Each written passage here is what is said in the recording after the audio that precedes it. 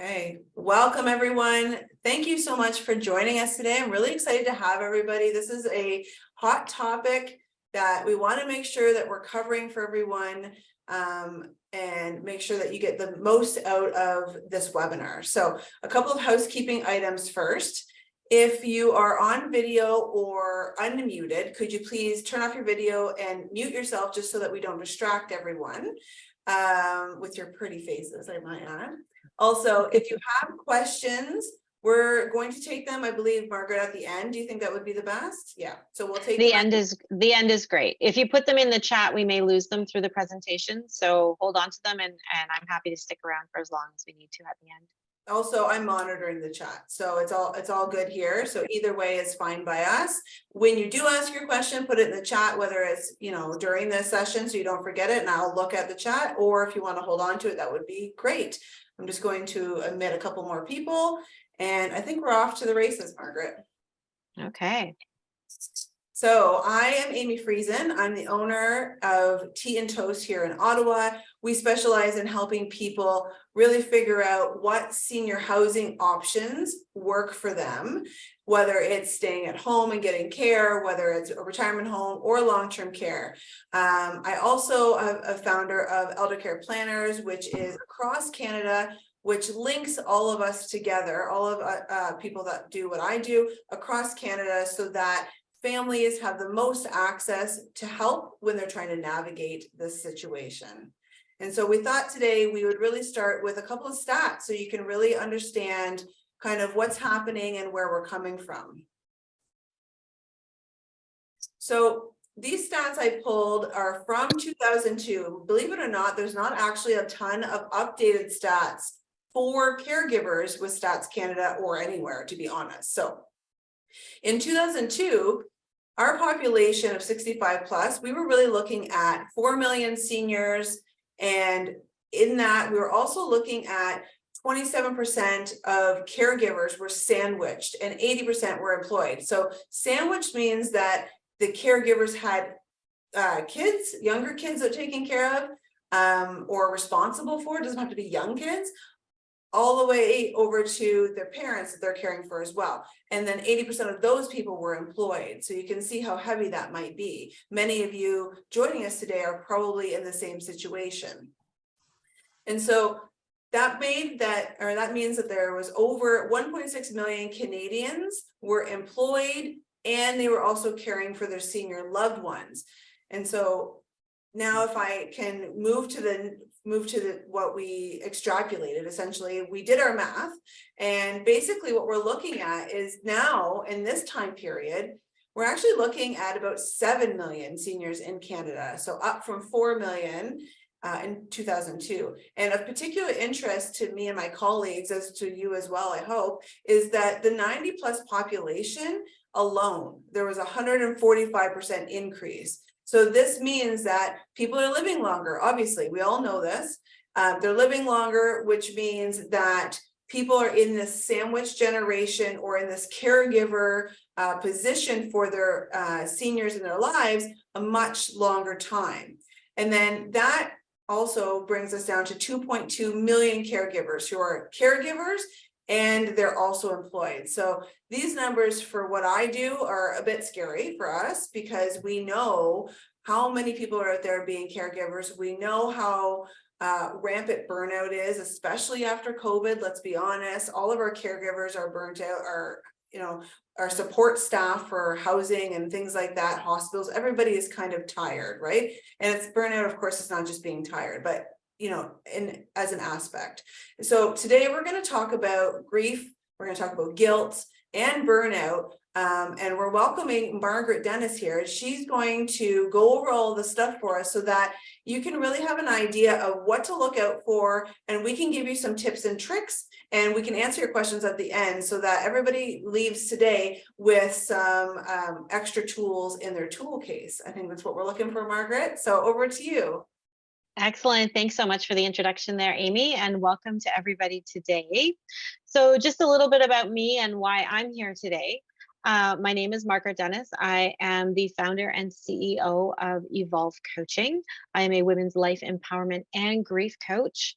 I do motivational speaking and keynote speaking, and I did a TED talk back in 2021 around grief and what my daughter experienced through her lifetime.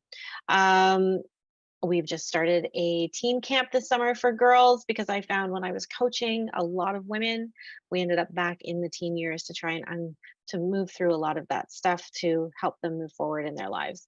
And I do a lot of work within the grief field, which is why Amy had connected with me earlier here to create this workshop with you guys today. And I really hope that you find it informative and helpful, and maybe learn a little bit along the way. So welcome.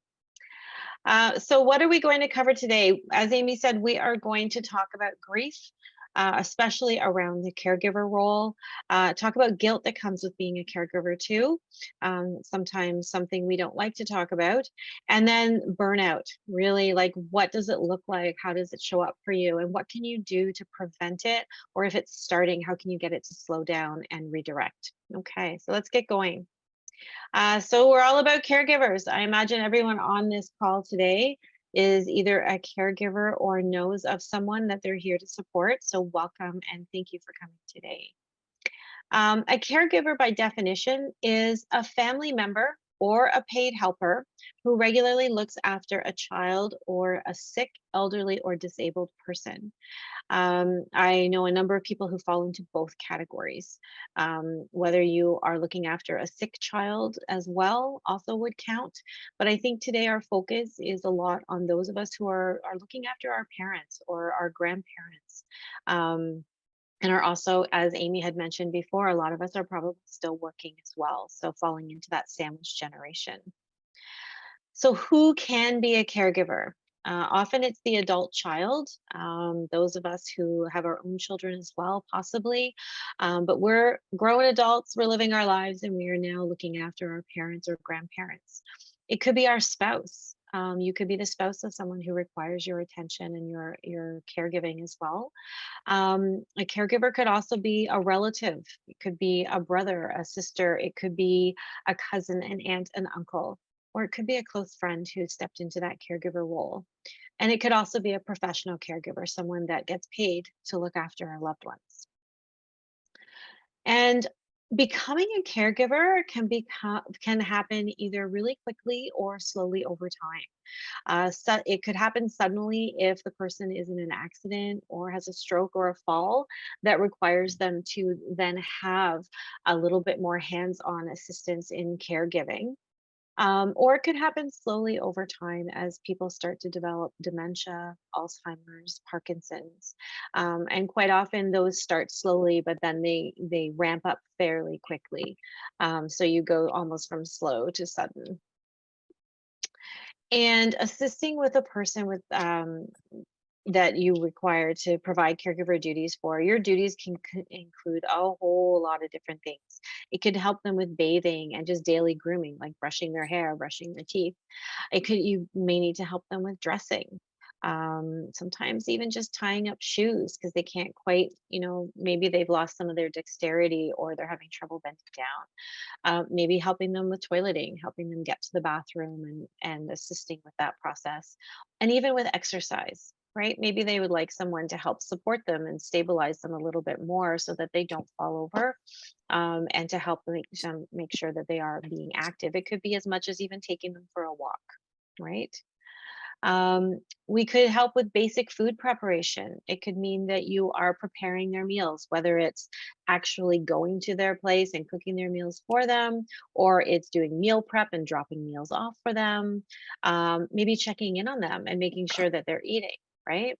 It could be doing their shopping, grocery shopping, personal shopping, or taking them shopping. It could be doing some light housekeeping, or heavy housekeeping, depending on the role that you're taking on. It could be doing their laundry, or you could just be running errands for them. It takes on a wide range of activities. You could be helping with their general health care as well, overseeing their medication and prescription usage, making sure they're taking the right dosage, making sure that their bottles of medication aren't out of date. making sure that they're taking the ones that are actually labeled for them. Appointment reminders, right? Making sure that they're making it to their appointments with their medical professionals and the dentists and whoever else they happen to need to see. And you may also be helping them administer their medicine, if you're helping them make sure that they're taking their pills or their whatever it is that they need to take. And so, as a caregiver, that's a lot. We just covered quite a bit that you guys would be covering and looking after in your caregiving duties. And so, what kind of impact does that have on you? And I'm sure for any of you right now that's in this caregiver role, you're like, oh, let me list the ways, right?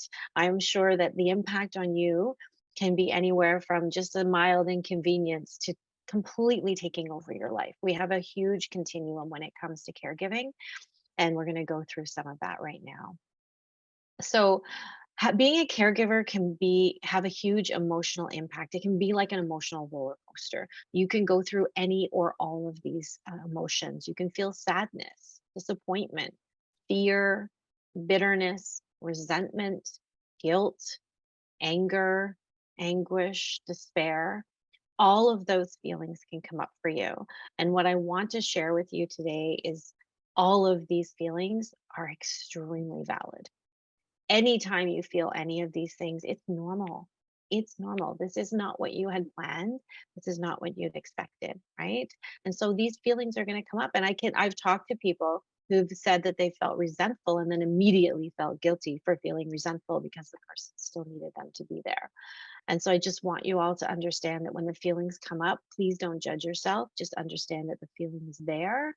You just need to acknowledge it, know that it's there, and not berate yourself or be upset that you actually feel a certain way. The physical impact of being a caregiver can also be a lot for you too. If you're helping someone bathe, it may be helping them into a tub or into the shower, helping them dress, right? There's a lot of movement around bending down and putting on pants or lifting arms to put over shirts. You may have to lift them from chair to chair. Or from their chair wheelchair into a bed or over to their walker, helping them toilet, again, sitting down and standing up, and helping with grooming. It could be anywhere from helping brush teeth or brush hair to trimming fingernails, whatever it is that you need to help with. And that does take a physical toll on us. And if we ourselves are not in really great shape, then it can take even a bigger toll. There's also the financial impact to think about as well, right? The cost of care. If you want to bring somebody into the home, or even just the cost of the support things that need to happen.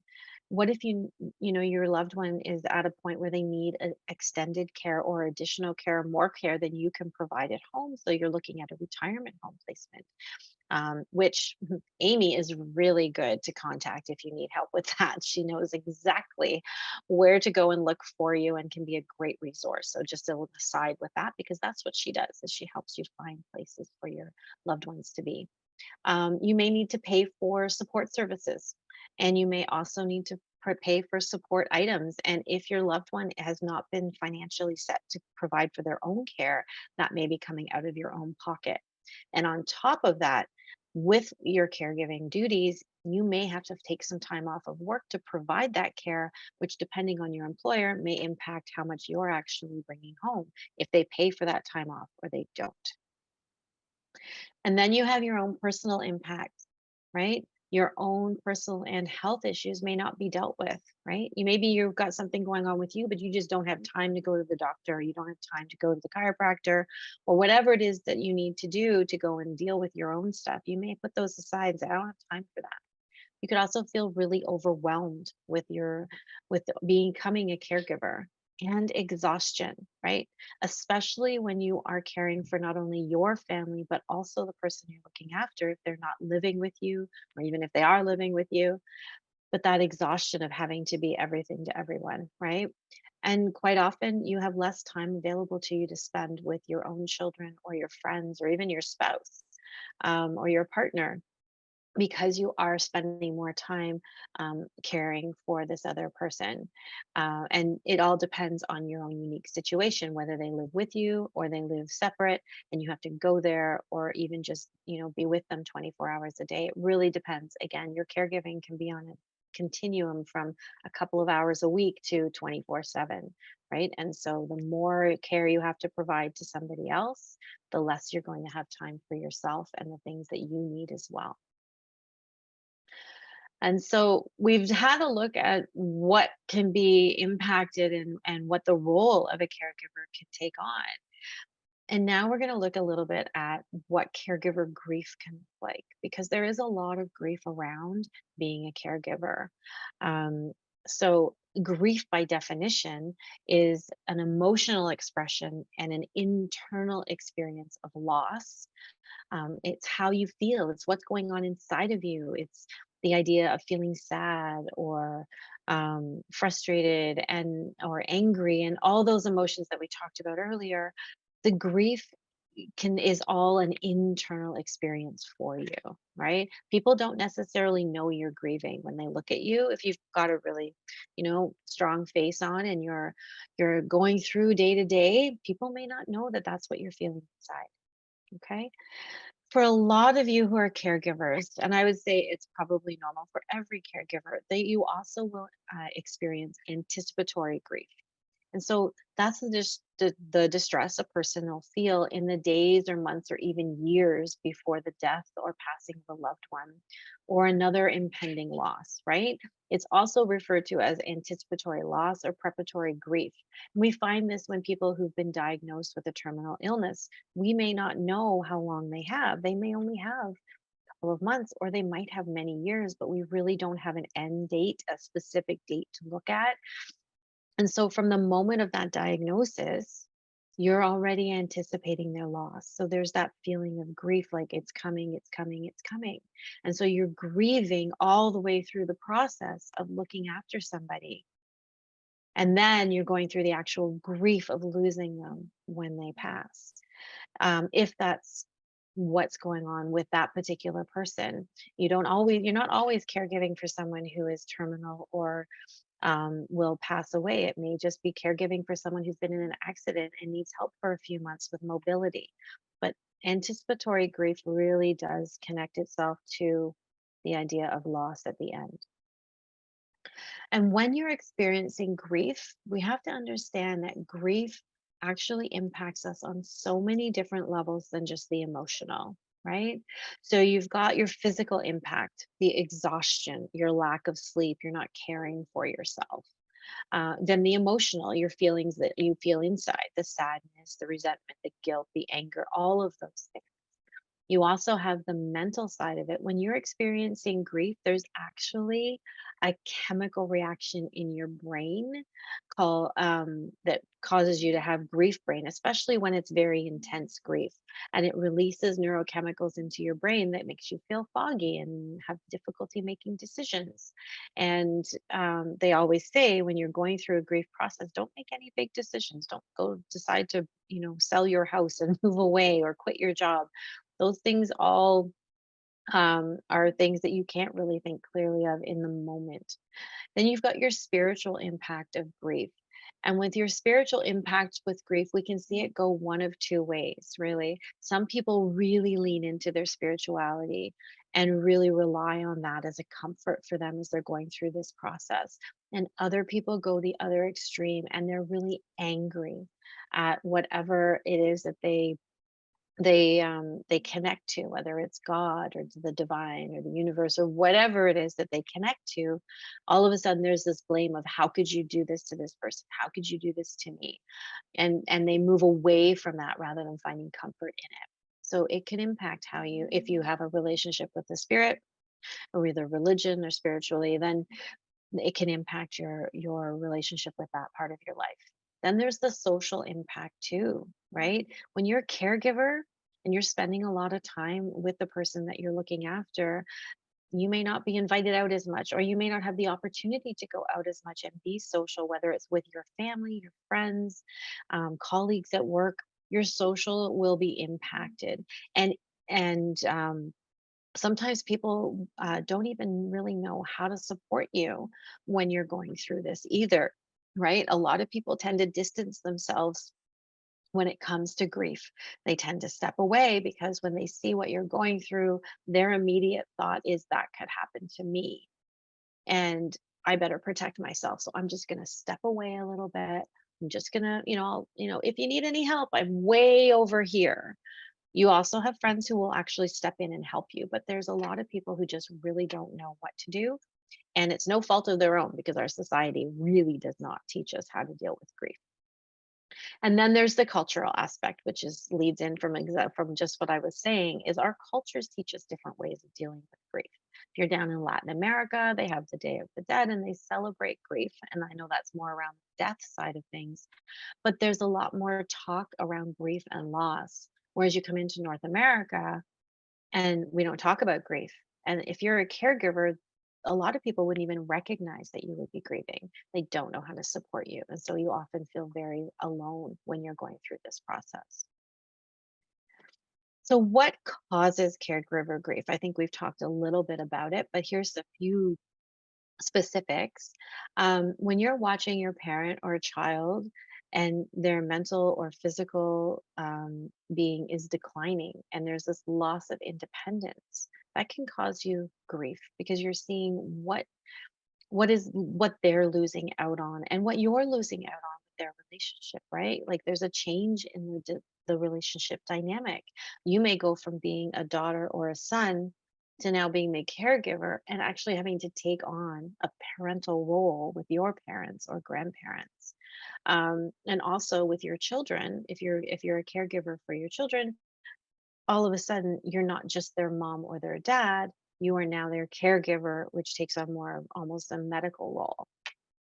There's also the idea of the loss of the future you thought you would have. You can grieve over that. It's okay to grieve over that because you thought you were going to be doing something completely different. You thought your life would be going in a completely different way. And all of a sudden, you've been sidelined to be a caregiver. And that was not in your plans. Let's be real. It's never in anybody's plans to be a caregiver. And so when that is put upon you, yeah, there's a lot of grief around the loss of what you thought you would have. And there's also the loss of freedom, right? How many of you who are caregivers have to go through a ridiculous number of planning processes, of planning steps just to take a weekend away or even a night off, right? Some of us are 24/7 caregivers, and the people we care about and we look after need our support. And we have to make sure that that support is still there if we want to take some time for ourselves. And so there is a lot of that loss of freedom because you can't just pick up and go away for the weekend, or you can't just pick up and go out for the evening. There's a lot more planning that's involved. So, how do you deal with your grief? And I touched on it a little bit earlier too, is that it's really, really, really important to acknowledge your feelings and know that all feelings that surface are valid. They're so valid. They're not right or wrong. They're just how you feel. And that's okay to feel. It's what you do with those feelings, right? It's okay to feel them. It's okay to release them, but you want to do it in a way that isn't hurting other people, but it's allowing you to express them, even if it's just journaling, going for a walk, working out at the gym, whatever it is, or even sitting in somewhere and having a really good cry. You're allowed to do that. You need to, it's compassion for yourself. You need there, allow yourself time to express your feelings, right? You need to give yourself that opportunity to express them. And if you have someone that you're close to, talk with them or join a support group, other people who are also caregivers who can you can support one another and at least share what's going on in your lives so that you don't feel that you're 100% alone with this. Quite often coming into being a caregiver comes with a sense of guilt. Whether it's the feelings that we have that then we feel guilty about how we feel, or it's the things that we have to do as a caregiver that leads us to feeling guilty. So if you start to feel resentful for having to take on the role of a caregiver, quite often that leads to guilt. Remember, we mentioned that a little earlier in the presentation that a lot of the people, you start feeling resentful. And it's like, oh, I can't feel resentful. So now I'm going to feel guilty for feeling resentful. But it's a natural feeling. So allow the resentment to be there, Trust me, if you just acknowledge it and let it there, it will release. And the guilt, if the guilt comes up, remind yourself that you don't need to feel guilty for feeling resentful. And there are three different types of guilt. There's the natural guilt that comes with a remorse over something you did or failed to do. And that could be in any area of your life. So these types of guilt could apply across the board, but they quite often come up as a caregiver too. So you forgot to pick up medication at the pharmacy, or um, you missed making it to bath time, or whatever it is that you did. You're going to feel guilty because you weren't there, right, for that particular uh, person or event that you needed to be there for. Then there's the free floating or toxic guilt. There's just an underlying sense of not being a good person. So here you are. I'll just put myself in this position. I'm not a caregiver, but so I'm a daughter looking after my parents, right? I am super resentful of having to do this. So now I feel guilty and I feel like a bad person. Like I'm just not a good person.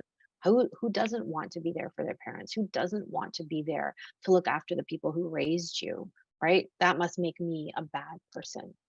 But that again is something that you don't need to feel. If you do feel it, remind yourself that you're actually a pretty good person because you're there as a caregiver and you're actually providing that service for them. And the other one is just more of it's a huge one. It's existential guilt, negative feelings that arise out of the injustice you perceive in the world. That could be overall in the world, but it could also be, how could this happen to my parents? They were so amazing. Or how could this happen to my child? Or how could this happen to my spouse? It's just so unjust that something like that would happen to them because they're such an amazing person. They didn't deserve it. And then there's also the idea of, I didn't deserve this either, right? So that existential guilt. So take those three forms of guilt, layer them on, and you have caregiver guilt 101. And I want you to know that caregiver guilt is normal. It's going to come up. You're going to feel it, and it's okay. All you do is acknowledge that you feel it, and then you let it go. Because living in your guilt does not help you, and it does not help the person you're caring for either. Guilt is just going to gnaw away at you and give you ulcers. Guilt is normal. We'll acknowledge it, say, thanks for showing up. I hear you. I feel you. You can go now. No longer need to have you here with me. Okay. So, with caregiver guilt, these are some of the thoughts you might have that'll bring up that guilt. This was not part of my life plan. This was not what I signed up for. Why should I have to put my life on hold? It's not fair. Why me? Why them? Why couldn't they just have stayed healthy? So, if you have ever thought any of those thoughts, again, it's normal. And it will also, when you start thinking these, again, you're going to feel guilty because here's somebody who needs your help and you're thinking about you, right? But it's normal to think about yourselves, very normal. And so, if you've ever thought any of these things, know that that's okay to think them. They probably brought up some guilt for you. You need to just let it go. You need to let it go. Okay. And we often will also experience guilt when you have to make hard decisions around the care and possible placement of the people you're caring for, especially if the person you're caring for really doesn't want to go. I used to work in retirement homes and I did the sales and marketing. So I was working with all of the families who were coming into the home. And it was quite often the caregivers and the children who were looking to place their parents, and the parents did not want to come. And the amount of guilt that surfaced in those conversations was huge. But they were trying to do the best that they could for their kids or for their parents. And the parents just really didn't want to go. And there's a whole lot of psychology and emotion behind that too, right? The idea of losing independence, the home that they lived in forever, and all of these things surface. And so it adds to your sense of guilt as a caregiver when you're like, I can't care for you anymore. What you require is so much more than I can provide. And I need to, have you in a place that allows you to be safe and cared for because it's not what I can do for you anymore. And I'll tell you, the guilt is huge for a lot of people. and totally understandable. But know that you are making the best decision that you can make based on what you are able to do. And so, how does caregiver guilt impact you? Right? When you're feeling guilty, you are going to question your decisions. Again, do I put them in a home? Do I not? Do I add extra care? Do I not? Do I, go away for the weekend? Do I not? It'll also decrease your ability to feel joy. When we're feeling guilty, which is more of a negative emotion, trying to feel joy, which is the extreme of a positive emotion, they don't really go together. You cannot feel them at the same time. Feeling guilty, it's going to impact your decision making capabilities, your desire to socialize. You may feel guilty about going out, or you just may not feel like you want to go out.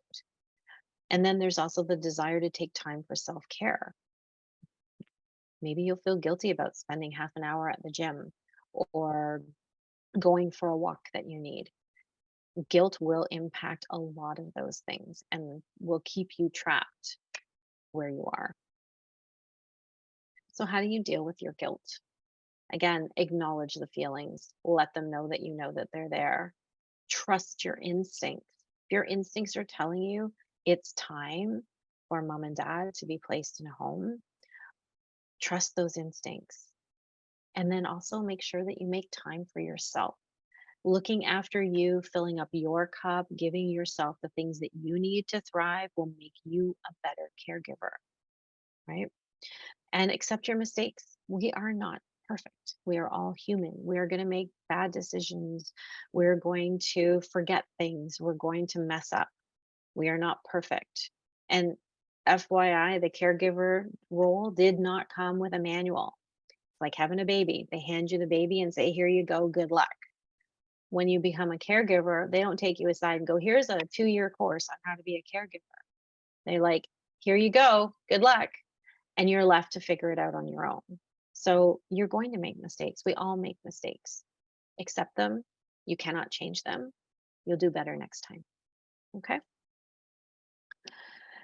And the big thing that we find with caregivers, which is huge, is burnout. And it is not hard to get there. Burnout is a thing. And it has been described by the Mayo Clinic as a state of physical or emotional exhaustion that also involves a sense of reduced accomplishment and a loss of personal identity. And burnout is not a medical condition. So you can't be diagnosed with burnout. You can say that you have burnout. The term burnout actually came out of the workforce when they saw people were working too hard. But we can feel it, right? It's a state of physical or emotional exhaustion, and it will happen. And it is a really big possibility as a caregiver. So here's some statistics for you. The pandemic itself, the impact on caregivers was huge. There was a increased responsibility for providing the care yourself. There was a lot of isolation, which was reduced the support from other family members and providers. And in-home support services quite often were not available. People would not come into your home. So the impact was huge on anyone who's providing care for a loved one. And 50% of caregivers have trouble balancing work and caregiving. Pretty sure that's what it says. Let's just cover, yeah, 50%. And that's a lot. Like half the people who are caregivers have trouble balancing work and caregiving. Not really a surprise. Men are also more likely to have employers who are not supportive of their caregiving duties. It's interesting that as women, if we go in and say, look, I've got something going on, it's almost like, okay, yeah, it's accepted. Women are the nurturers, the carers. But men who are put in a position of caregiving, they don't get as much support in the workforce, which is unfortunate because they are equally as important within a caregiver role. And about 85% of family caregivers in the US, I don't have Canadian stats, did not receive any respite care. So for those of you who are caregivers and are looking for respite care, there is a lot that is not available. And so quite often you're left scrambling to figure out something on your own. So how do you know if you have burnout? Well, I've got about 4 slides that are going to give you all kinds of different scenarios and things to look for. So you could have emotional and physical exhaustion. You maybe feel like you're being pulled in 2 different directions, work and home and loved ones. And I would say even more than 2 directions. I would say almost like 10 at some point. You'll withdraw from friends and family and other loved ones. There'll be a loss of interest in the activities which you previously enjoyed. Could be changes in your appetite, weight, or both. Some people eat more, some people eat less. Changes in your sleep patterns. Maybe you're not sleeping as much as you used to, or you're sleeping way more. You could be getting sick more often. You could have a lot of feelings of alienation and helplessness or hopelessness. There's a lack of energy to do new things, feelings of wanting to hurt yourself or the person for whom you were caring. That is a really big issue with people who are suffering from burnout. They just want it to end, and whether with themselves or with the person that they're with. And that's when you really need to reach out for help if you're having any of those feelings. You could also turn to the excessive use of alcohol, medication, or sleeping pills just to cope and make it through the day. There's a sense of losing control physically or emotionally. Maybe you're crying all the time, or you're just exhausted to the point where you can barely do up buttons. Feeling stressed in the patient's presence, so the person that you're a caregiver for, feeling really stressed in their presence, like they just have to breathe, and it freaks you out. A lot of difficulty in concentrating because you're in a brain fog. When you're suffering burnout, your brain is not functioning on full capacity. You could be missing appointments, yours or theirs, right? There's a sense of emotional distancing from your children or your parent, a sense of incompetency in your role as a parent, a daughter, or a son. Because as a caregiver, you now have different roles. You're a caregiver, you may be a parent as well, and you are if you're looking after a parent, you're their daughter or son. So which role are you playing, right? And you can't do all of them well. So you may feel like I'm a really great caregiver, but I suck as a daughter or a son or as a parent at the moment because I'm being a caregiver. Or you could feel trapped in an uncomfortable situation with no way out, especially if you're alone in the caregiving role and you don't have any support. You can feel very trapped and alone. And so there are um, some benefits of avoiding burnout is if you can avoid burnout, which we're going to give you some strategies in just a minute, you can become more engaged at work, which means you are more productive if you're working at this time. It'll improve your mental health and well-being, which means less sick days and less days being sick in general. It'll increase your overall happiness and fulfillment, and you'll definitely feel less stressed. So those are some big benefits of avoiding burnout. And when you can have better mental health and well-being, much happier and fulfilled and less stressed, you are going to show up as a better version of you, and you're going to be a much better caregiver. Benefits also, you enhance your ability to be present and in the moment. You improve your relationships both at home and at work. And it increases your creative thinking and your ability to problem solve, which is great when you have to make decisions or think through options or issues that are coming up within the caregiving role. So, strategies to avoid burnout. My number one strategy and go to is learn to say no. We're going to talk about that one in a few minutes. But learn to say no. If your immediate response is not a yes, say no. You know, your best friend says, "Hey, you want to go out for the evening and we're going to go do this. We're going to be drinking. We're going to da da da da da." And you're like, "Oh God, no." Then say no. Don't feel guilty like you have to go out. Say no. It could be even you're looking after your parent as a caregiver, and your child comes home and says, "Hey, mom, I need 100 cupcakes for school tomorrow." You are allowed to say no and go to the store and buy them. You don't have to make them if you don't want to, or you don't have to provide them at all. Make sure you prioritize your health. You are the only person who can look after you and make sure that you're looked after. So please prioritize your health. Practice self compassion. We've talked about that a few times through the presentation. Be gentle with yourself. You are going to make mistakes. You're going to feel the way you feel. Give yourself some space to do that.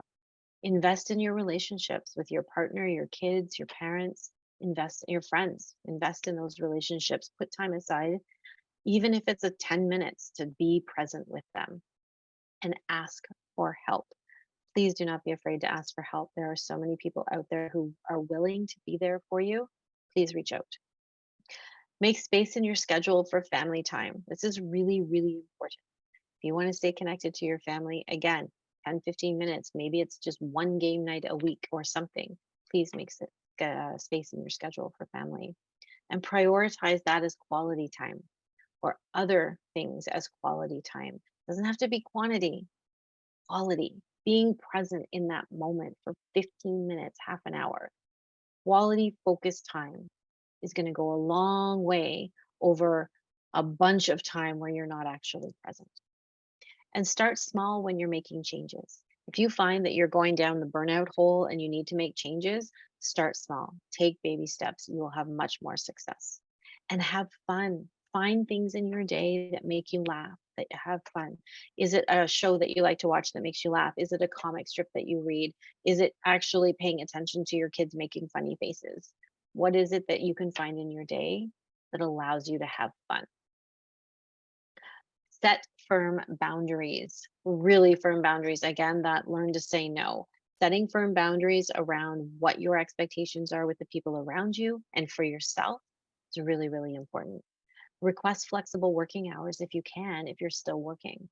And take your mental health days and time off and vacation that you have through work if you're still working. Please, please take advantage of that time. Even if it's a mental health day for you where you are not being the caregiver, you're just taking a day for you. That's allowed. That is allowed. And please take advantage of those times as times for you to fill up your cup again and become that better person and that happier person, the more well rounded person, and that person who can come into their caregiving role as the best version that they can be. Please reach out and seek support from your colleagues, friends, and families if you need it. And participate in some relaxing activities, things like yoga and meditation and walks and journaling, things that will allow your body to be still and maybe not 100% still, but allow you to relax and de-stress. And exercise in whatever form that makes for you. I like dancing in the kitchen. I am not a gym person. I hate the gym, but there's a lot of people who love the gym. So do what it is that you love. I'll dance in the kitchen, I'll run up and down my stairs, and I garden. And that for me is exercise. So find what it is that you like to do and do some of that. Make sure you get enough sleep, 7 to 8 hours per night. And I'm sure there's a bunch of you out there going, yeah, that's not going to happen. I get it. 7 to 8 hours per night is ideal. Get as much of sleep as you can because it allows you to reset. Practice some mindfulness and being present and focus on your self care. Again, back to looking after you and making sure you're healthy and happy so that you can show up. And we had talked earlier about boundaries, learning to say no and setting boundaries. And boundaries, I will tell you, is one of the best ways to avoid burnout. When you can really focus on what it is that you have to do, what's your priority, what has to happen, and let go of the rest. So boundaries set the parameters under which you are going to engage with other people at work, at home, socially. Those are the things you set up. Maybe it's I'm only going out on Friday night. I don't care whatever else is happening during the rest of the week. I at home, I am no longer emptying the dishwasher. That is now my 12-year-old job. That's their job. I am not on dishwasher duty because I need to have that time to do other things. Maybe it's at work. Okay, I am sticking to my 9 to 5 schedule. That's it. No more overtime, no going in early. These are things I need to do in order to support myself.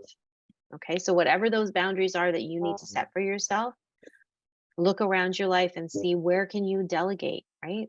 So here we go. How to set them. Delegate as much as you can, as can be delegated. You don't need to be the person doing laundry all the time or emptying the dishwasher or washing the dishes or vacuuming or cleaning. House duties can be easily delegated. Worst case scenario, hire a housekeeper. They're worth their money in gold. Choose to do the things that are the priorities and let go of everything else. If it's not a priority, let it go, and prioritize your own well-being. You have to take care of you. Okay, so that is the end of our presentation there, Amy. So if anybody has any questions or comments, we are here to answer them. All right. Yeah, pop them in the chat. We have a couple. Sandy made an interesting comment that she was a caregiver for 4 people at the same time. She called herself a club sandwich generation. Oh my She was goodness. caring for her mother, who was 95, lived to be 95, a disabled spouse, as well as children, while she was still working, which is wild. And Wow. she also found that her family and friends withdrew from her Hmm. during that, which was really Yeah. interesting. Thank you for sharing that, Sandy.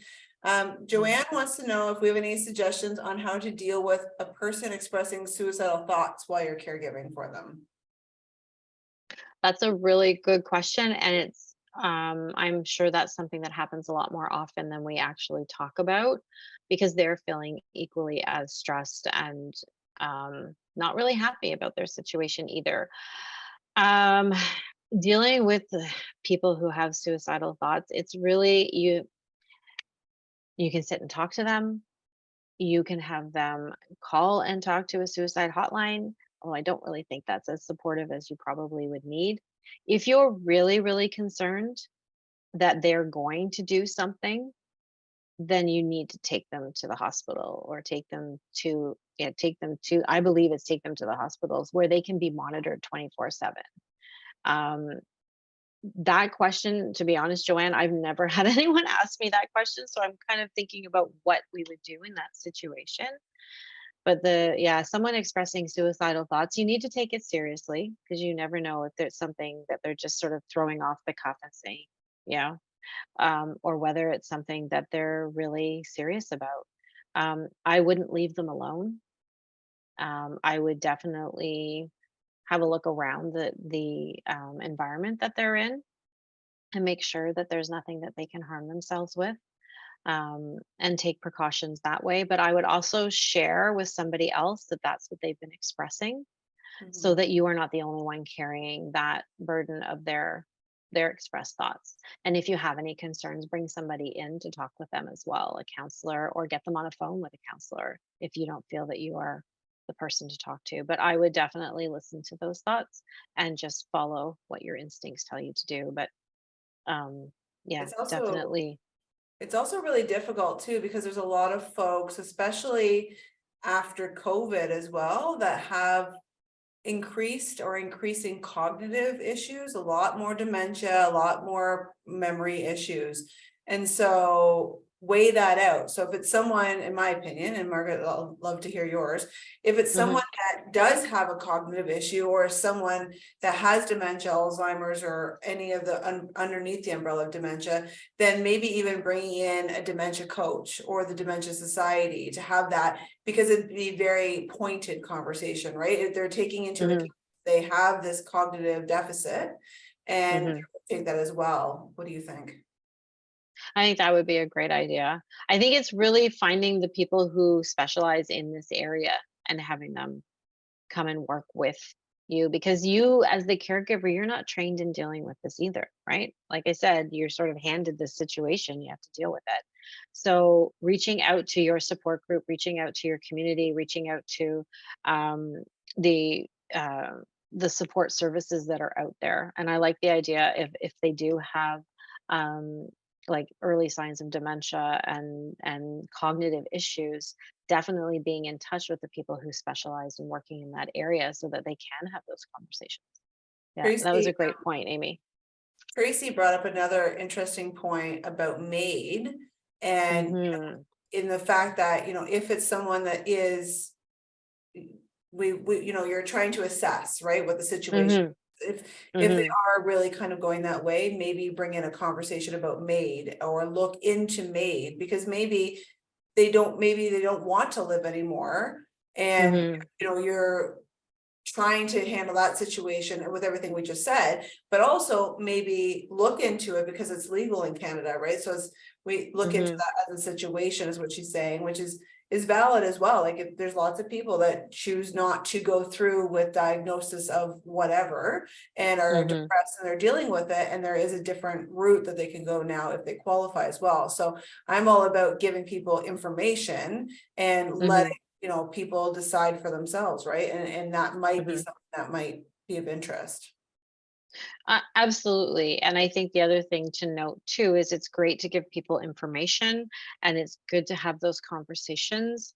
But quite often, if people are at the point of suicidal thoughts, there's a lot more going on. Mhm. So just being aware that there's so many different sides to everything that's going on, and a lot of things that need to be considered.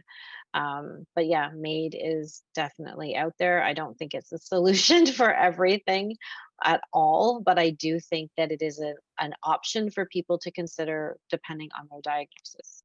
For sure. It's another tool, right? Mhm. It's something to Another be tool. Hmm. educated about, to make that decision for themselves or the family to make together.